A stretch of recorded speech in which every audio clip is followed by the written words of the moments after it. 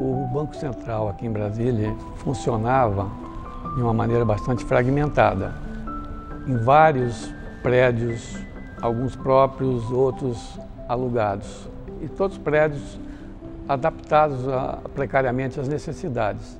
E havia um micro-ônibus que circulava entre os diversos prédios para criar essa movimentação e conexão, levar os processos, trazer os processos e também permitir que os funcionários de um prédio fossem até o outro para resolver assuntos e tratar dos interesses do banco, né? Para o Banco Central, a construção do edifício sede foi aquele marco necessário para que ele se firmasse diante de todas as demais instituições governamentais. Em 1974, me lembro bem de ter visto pela primeira vez a imagem desse prédio e que naquele momento ainda era uma maquete. Eu era estudante de arquitetura e fazia um estágio na Nova Cap.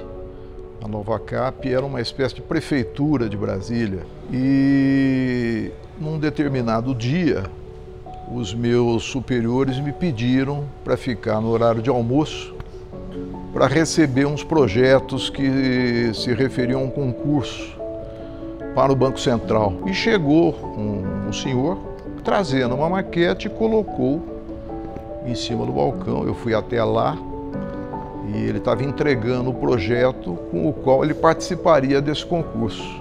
Coincidentemente, era o professor Hélio Ferreira Pinto, uma pessoa muito simpática naquela época, um senhor talvez de 50 anos. Ele era professor catedrático de projeto na Universidade Federal de Minas Gerais. Eu soube alguns dias depois, talvez semanas, que aquele projeto não havia sido escolhido pela comissão julgadora do concurso. Mas, algum tempo depois, eu soube que o edital reservava à diretoria o direito de escolher um projeto para ser construído que pudesse não ter sido o premiado em primeiro lugar, e assim foi.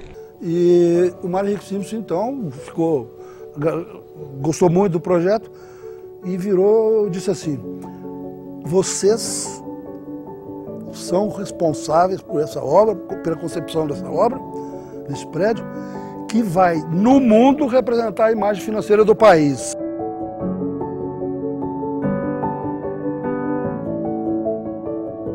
A construção desse prédio envolveu a necessidade de se criar uma comissão de obras específica para essa finalidade, dada a envergadura do empreendimento. Eu fui conversar com o chefe do departamento que eu queria trabalhar na área de engenharia. E o chefe na época, o Abner Garcia, ele me disse que ele estava criando um grupo, já tinha começado, algumas pessoas já estavam trabalhando na Comob. A Comob era esse grupo de engenheiros contratados para fiscalização e acompanhamento do prédio, né? Execução do prédio, construção do prédio. E ele falou: não, eu estou mandando aos poucos os engenheiros do banco, que eu quero criar uma equipe de engenheiros e arquitetos aqui do Banco Central. O projeto do edifício sede do Banco Central em Brasília, pelas características das atividades desenvolvidas pelo Banco Central, haveria que comportar todas essas possibilidades de atendimento dessas necessidades. A exemplo dos serviços atinentes ao meio circulante, onde haveria necessidade de se construir aquelas imensas caixas fortes onde ficam depositados os numerários que são distribuídos para as instituições financeiras. Segundo se diz, 60% da área do banco está enterrada. Quer dizer, nós nascemos sob o signo da inflação, não é? Quer dizer, as caixas fortes eram enormes. Nós tínhamos aqui dentro estoques imensos. Primeira vez que eu vi a maquete, eu achei assim espetacular, né? Porque era uma coisa totalmente diferente. Era um prédio com uma plástica, né? Totalmente diferente do que a gente tem. Então, para quem está começando, está vendo, era bastante empolgante a situação. O prédio do Banco Central tinha uma configuração arquitetônica única e especial, porque ela foi originada de uma moeda existente na época do Império, que era o dobrão do Império. E depois, posteriormente, o símbolo, né, é o prédio, é o topo do prédio em terceira dimensão. Então eu acho que isso tudo criou uma unidade muito grande em torno desse prédio. Era uma obra audaciosa, um projeto audacioso e futurista para a época, e em termos de conceitos, não só de projeto de arquitetura, como também de engenharia. E era uma obra futurista. E até hoje, apesar de alguns elementos arquitetônicos já um pouco defasados em termos de seu uso, a obra em si, como um volume, como partido, ela ainda hoje é uma obra muito atual.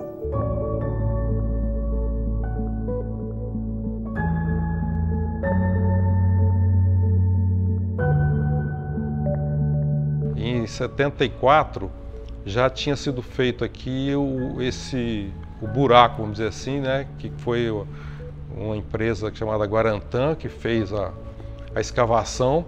Foi uma imensa cratera aberta de cerca de 20 metros de profundidade. Essa foi a primeira etapa da obra. Apenas uma empresa foi contratada para essa finalidade. Na sequência, foi contratada, mediante processo licitatório, uma outra empresa especializada para construir as cortinas de concreto atirantadas que fechariam e protegeriam aquela imensa cratera para evitar os desabamentos. Somente após essas duas obras preliminares é que o prédio efetivamente começou a ser construído lá das fundações. Daquela imensa cratera começaram a surgir. Inicialmente se viam as 4 torres que identificam essa edificação sendo construídas e aos poucos emergindo da cratera. O prédio apresenta uma característica, um partido arquitetônico único, que são os pavimentos tipo em balanço, ou seja, não tem colunas que apoiam. Inclusive ela tem 10 metros de balanço por 16 metros de largura. São 160 metros quadrados sem uma coluna sequer.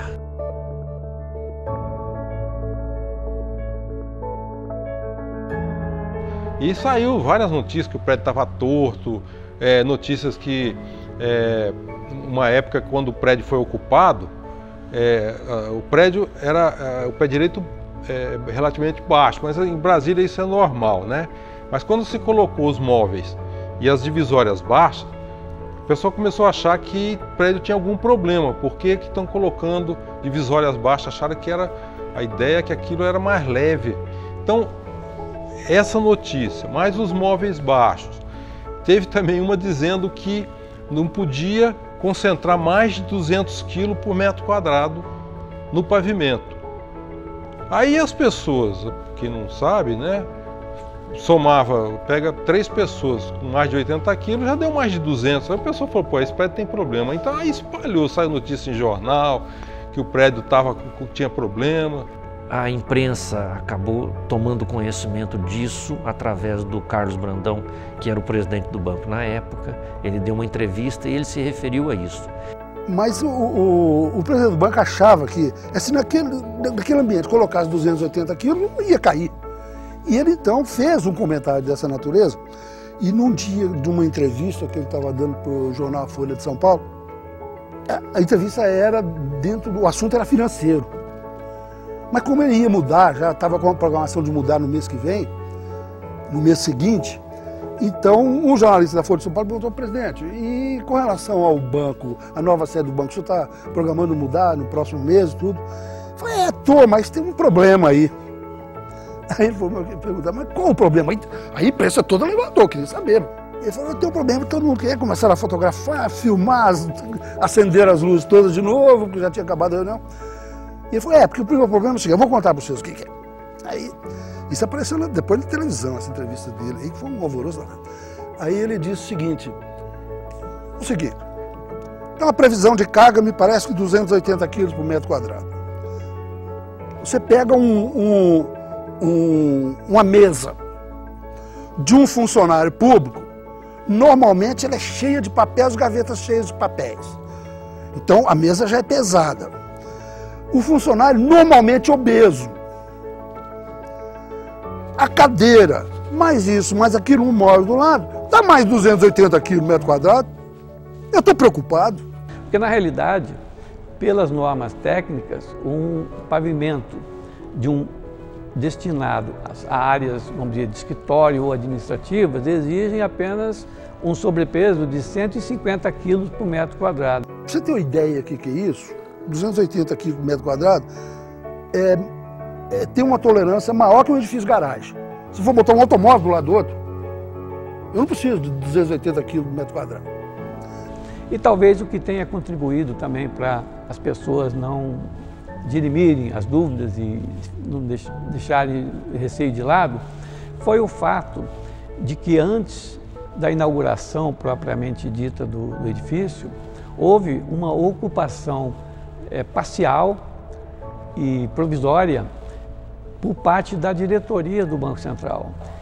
Então foi dito na época o seguinte: olha, se a própria diretoria está habitando, está ocupando o prédio, por que os funcionários vão ter medo de ocupar?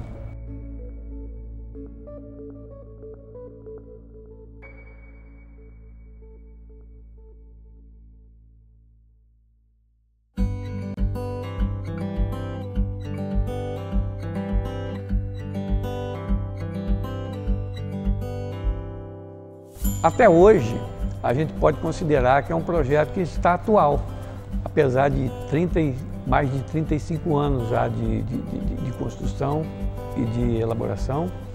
É um projeto que ainda guarda a modernidade de Brasília dentro dele.